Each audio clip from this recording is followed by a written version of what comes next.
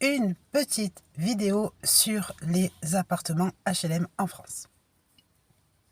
Alors oui, les appartements HLM en France, ce sont des appartements qui sont à but sociaux, c'est-à-dire qu'en fait, qui permettent aux personnes aux revenus bas, d'accord,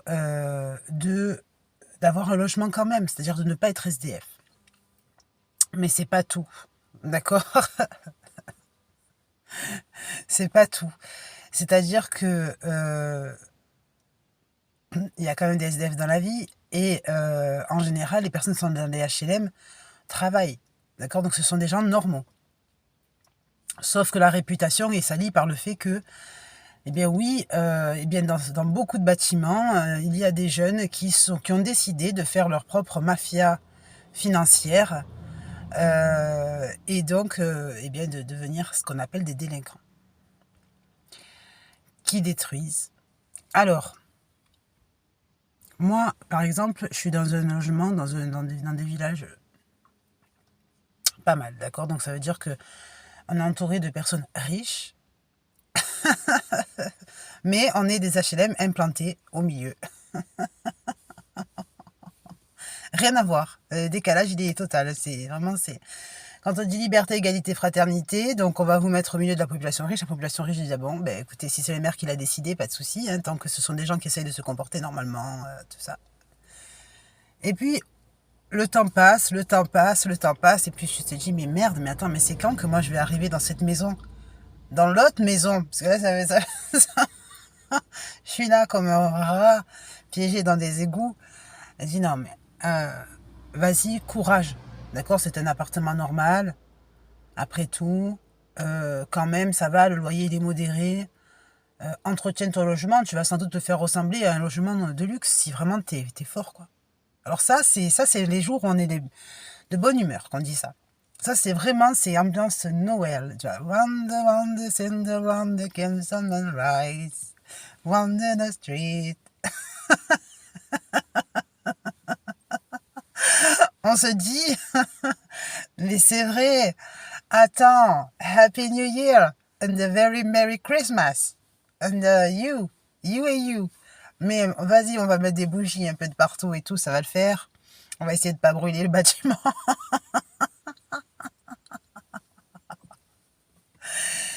Et puis quand on se rend compte, on se dit putain, mais en fait maintenant je vais travailler parce que je fais ce qu'on m'a toujours demandé de faire. Mais qu'est-ce qui a changé? C'est là qu'on se demande, on se dit mais qu'est-ce qui a changé? C'est-à-dire qu'avant je travaillais pas, d'accord? J'étais plus présente à la maison, donc je voyais moins les maisons des autres. Et je faisais ma maison tranquille, d'accord, je voyais que c'était sympa. Voilà, les revenus étaient un peu serrés, mais ça allait parce que les enfants étaient petits. Bon, on savait que c'était les débuts, le démarrage. Soi-disant, on allait au Pôle emploi, faire la recherche, on avait le chômage. On allait au Pôle emploi, faire la recherche éventuellement un métier, etc. Bon, maintenant qu'on est lancé dans la foire au trône, on y est. D'accord, ça y est, on a à fond dedans. On a mis les bouchées doubles même, on a mis les bouchées triples. D'accord, je suis au max de mon emploi du temps et tout, carrément. C'est-à-dire vraiment, j'ai pris le max du max. Normalement, a priori, par les banques, on pourrait avoir un crédit immobilier.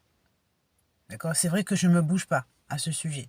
C'est vrai que là, du coup, je fais rien pour ça parce que ils nous font tellement peur avec leur histoire d'énergie, leur histoire d'électricité, leur histoire de pétrole, leur histoire de d'inflation, etc. Je me dis, attends, imagine, tu vas prendre autre chose et en fait, tu te retrouves assassiné par les prix de la société et tout. Tu vas pas pouvoir t'en sortir. Donc, du coup, je reste là. Et effectivement, je me rends compte qu'il n'y a pas d'évolution, quoi.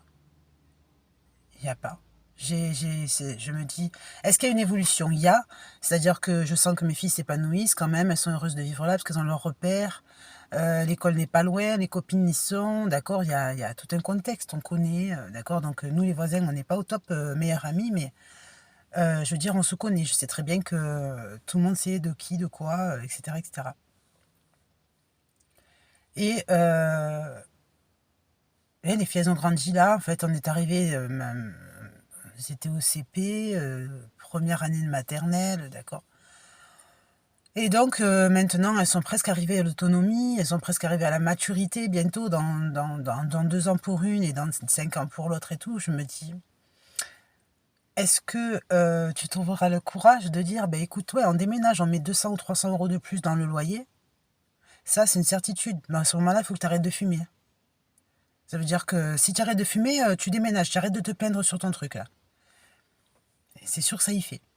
Je dis: «Si maintenant, par contre, tu te sens pas capable d'arrêter de fumer, reste là où tu es et arrête de te plaindre». Mais franchement, je peux vous dire, ça fait une telle différence dans le budget que je peux penser à ça. Mais donc ça se base sur cette seule différence. Mais seulement arrêtez de... Si je change de logement, que mon logement il est plus beau, mais que moi je suis plus laide, parce qu'on sait qu'après on grossit, on se déforme et tout, si... ça sert à rien, tu sais. Là, les oiseaux, ouh les oiseaux, ben venez.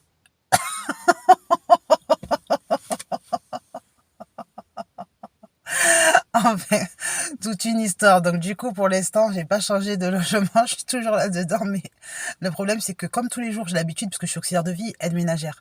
Je fais le ménage partout, dans tout type de maison. Les maisons les plus simples, comme les maisons les plus extraordinaires. Et moi, je me mets mon échelle au milieu. Je me dis, je suis où, quelque part Être né quelque part pour celui qui est né, et celui au hasard. Oh, mais pas les ça. Et non, là, c'est pas... je suis carrément partie de l'autre côté. Donc, est-ce qu'il y a quand même une cuisine véritable dans cette maison? Non. Il y a toujours l'évier, le lavabo de base. Est-ce qu'il y a une salle à manger honorable? Non. Il y a une table qu'on avait trouvée chère à l'époque, on avait payé 300 €. C'est une planche en bois blanche, brillante. Est-ce qu'il y a un canapé où on peut se mettre heureux dessus? Non, et c'était le plus simple, parce qu'à l'époque, je faisais des économies à fond et tout ça, parce que c'était faire attention. Et le canapé, il faisait 200 €, il est toujours là. Heureusement, pour l'instant, il est toujours impeccable, mais c'est pas le canapé Château d'Axe, quoi, tu vois. Donc, le lit, n'en parlons pas. Alors, je crois que c'est ça le plus qui me met la dépression, parce que les lits,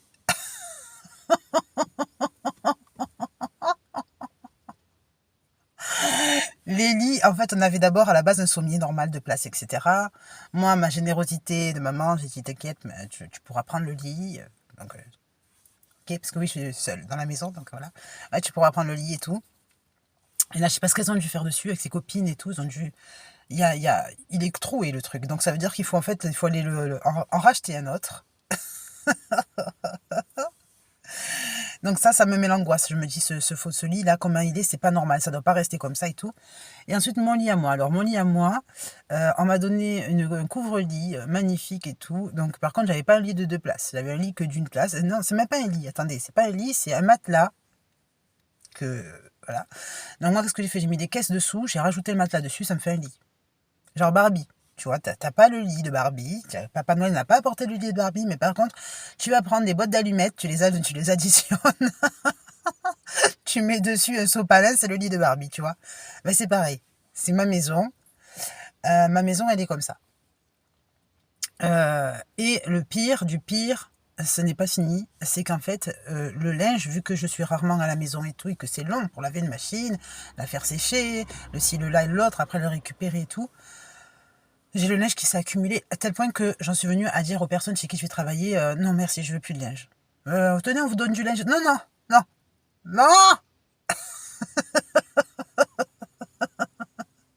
Je peux en faire des marionnettes, je peux tout faire avec. S'il vous plaît, parlez-moi. Faites quelque chose. Parce que là... Et le pire, c'est que je suis presque habillée tous les jours pareil. Hein. C'est-à-dire que je me rends compte que je mets toujours les mêmes habits.